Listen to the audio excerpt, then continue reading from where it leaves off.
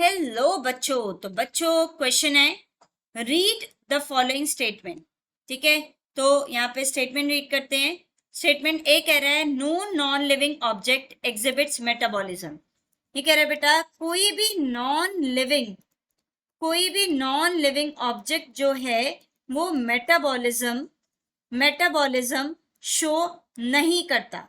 Metabolism क्या होता है बेटा? ये जितनी भी रिएक्शंस हमारे लिविंग ऑर्गेनिजम्स में हो रही होती हैं उनको हम मेटाबॉलिज्म कहते हैं। Sum of all the reaction that occurs in a body, ठीक है, वो हमारी मेटाबॉलिक रिएक्शंस हो रही होती हैं जो इंक्लूड करती हैं एनाबॉलिज्म, कैटाबॉलिज्म, यानी कि कॉम्प्लेक्स मॉलिक्यूल का फॉर्मेशन सिंपल मॉलिक्यूल्स को यूज करके by the use of energy, या फिर कॉम्प्लेक्स मॉलिक्यूल का ब्रेकडाउन सिंपल मॉलिक्यूल्स में एनर्जी को रिलीज करके।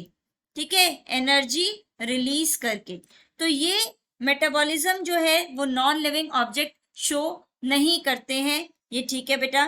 देन नेक्स्ट कह रहा है statement B, isolated metabolic reaction outside the body of an organism performed in a test tube is neither living nor non-living thing।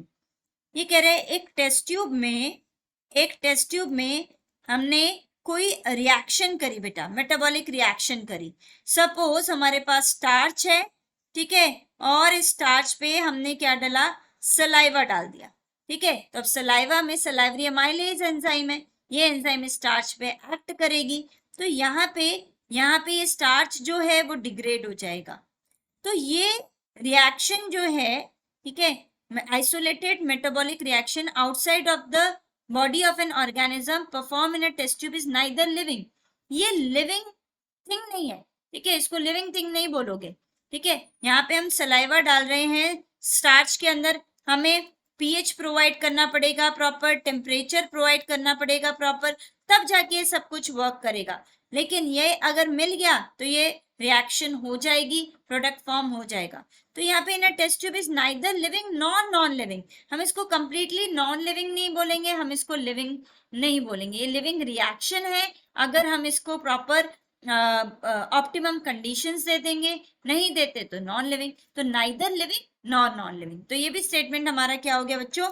Correct हो गया। तो यहाँ पे only statement A is correct, only statement B is correct, both statements are incorrect, both statements are correct। तो यहाँ पे correct हो गया बेटा ऑप्शन नंबर 4। Thank you.